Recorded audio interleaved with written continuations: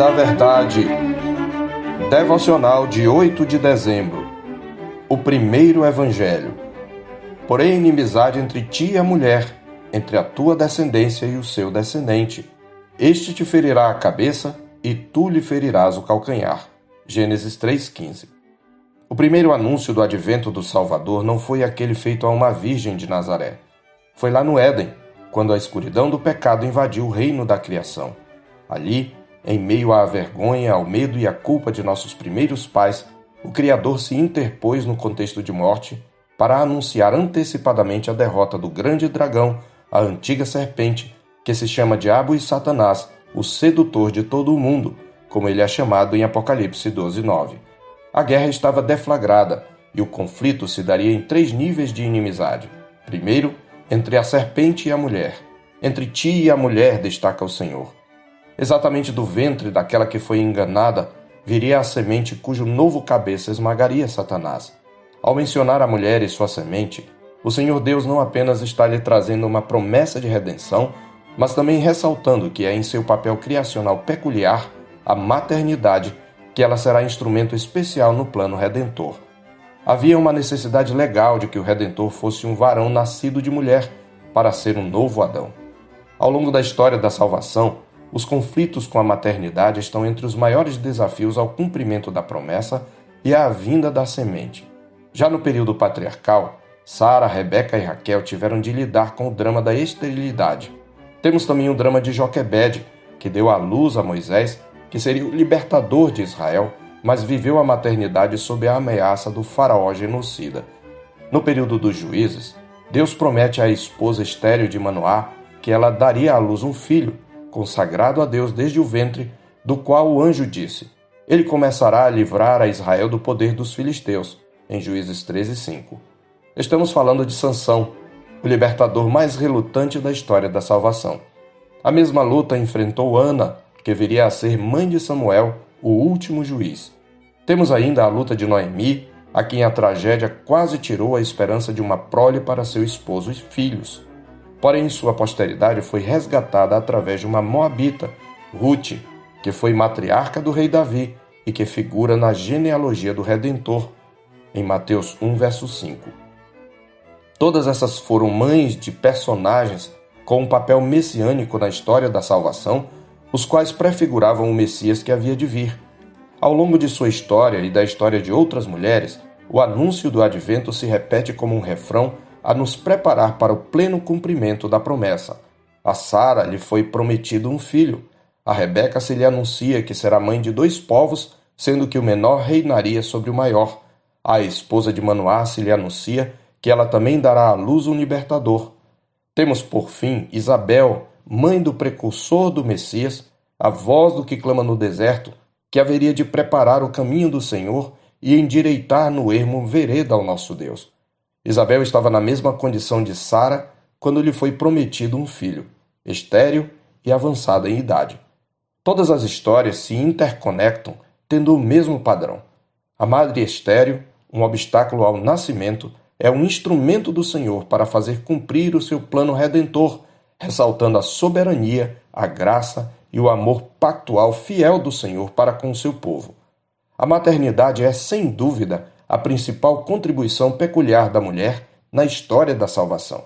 Daí a afirmação de Paulo ao lembrar o episódio da queda e a promessa da redenção em 1 Timóteo 2, 14 e 15. E Adão não foi iludido, mas a mulher, sendo enganada, caiu em transgressão.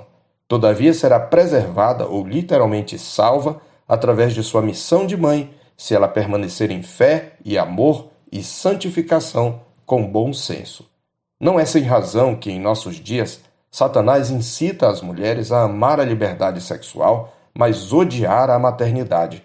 Felizes aquelas que não caem na lábia da serpente. Em segundo lugar, a inimizade se daria entre a semente da serpente e a semente da mulher. A segunda frase do nosso texto seria melhor traduzida como entre a tua semente e a semente dela, ou seja, da mulher, podendo semente ser tanto o indivíduo como um grupo. O Senhor Deus fala de 2 humanidades em conflito. Aqui se trata de linhagens espirituais, uma vez que fisicamente ambas viriam da mulher.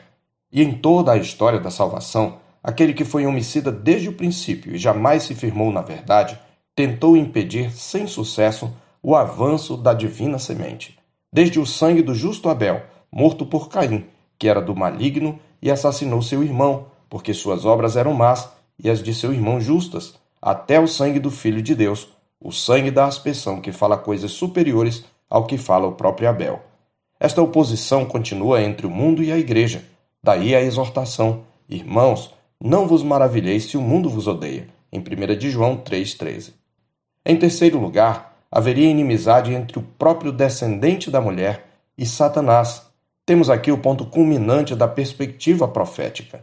Um varão nascido de mulher haveria de esmagar a cabeça da serpente, embora no mesmo passo fosse ele mesmo ferido de morte. Paradoxalmente, a vitória sobre aquele que agora tinha o poder da morte seria exatamente através da morte do vencedor.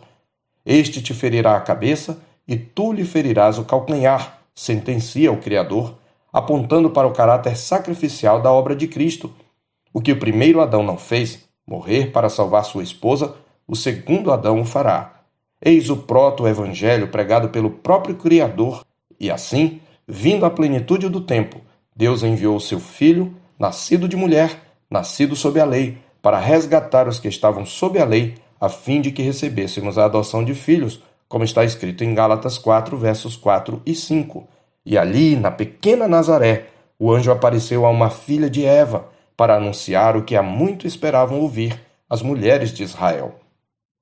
Alegra-te, muito favorecida. O Senhor é contigo.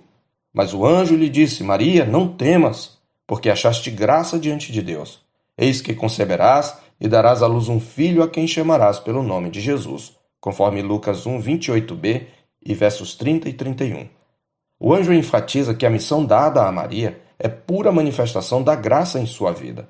A expressão traduzida por muito favorecida no verso 28 traz a ideia de abundante graça recebida, o que é reiterado no verso 30, porque achaste graça diante de Deus. Não seria esta, porventura, a maior demonstração da verdade de que onde abundou o pecado, superabundou a graça, como está escrito em Romanos 5,20? Pois no ventre de uma pecadora o Espírito gerou o Santo de Deus, e no útero de uma virgem o poder do Altíssimo gerou aquele em quem tudo subsiste. E não é porventura essa a mais bem-aventurada das mulheres? Foi o que reconheceu Isabel pelo Espírito Santo ao ser visitada por Maria, como está escrito em Lucas 1, 41b e 42. Então Isabel ficou possuída do Espírito Santo e exclamou em alta voz: Bendita és tu entre as mulheres, e bendito o fruto do teu ventre. Foi o que também a própria Maria reconheceu em seu cântico. Então disse Maria: A minha alma engrandece ao Senhor, e o meu espírito se alegrou em Deus meu Salvador, porque contemplou na humildade da sua serva. Pois desde agora todas as gerações me considerarão bem-aventurada, conforme está escrito em Lucas 1, 46 a 48. Cristo é a semente prometida e esperada de todas as gerações, aquele de quem falaram os profetas e sobre quem eles indagaram e inquiriram. Toda a criação e a própria história, com suas convulsões e reviravoltas, convergiam para esse momento. E o próprio Pai jubilou ao contemplá-lo no batismo, como está escrito em Mateus 4,17. E eis uma voz dos céus que dizia: Este é o meu Filho amado, em quem me comprazo. Diante dessas verdades, que mais deveríamos desejar neste mundo, se não conhecer a Cristo? E se já o conhecemos, que mais nos deleitaria a alma, se não servi-lo e agradá-lo? Quão míopes e cegos são aqueles cujos olhos brilham diante das luzes de Natal, dos penduricalhos espalhados pela cidade, e cujo coração celebra um impessoal espírito de Natal, mas se esquecem daquele que é a verdadeira luz, que vinda ao mundo ilumina a todo homem, sobre quem o Espírito Santo pousou alegremente. Quão tolos são os que nas ceias de Natal se fartam do pão que perece, mas se enfastiam diante do pão vivo que desceu do céu, cuja carne é verdadeira comida e cujo sangue é verdadeira bebida. Aqueles, porém, que o receberam pela fé, hão de testificar, porque todos nós temos recebido da sua plenitude e graça sobre graça, como testifica João no capítulo 1, verso 16. E dirão com o salmista: Quem mais tenho eu no céu? Não há outro em quem eu me compraza na terra. Eu sou o pastor Marcos Augusto, pastor da Terceira Igreja Presbiteriana de Boa Vista, em Roraima. Tenha um bom dia na paz do Senhor Jesus.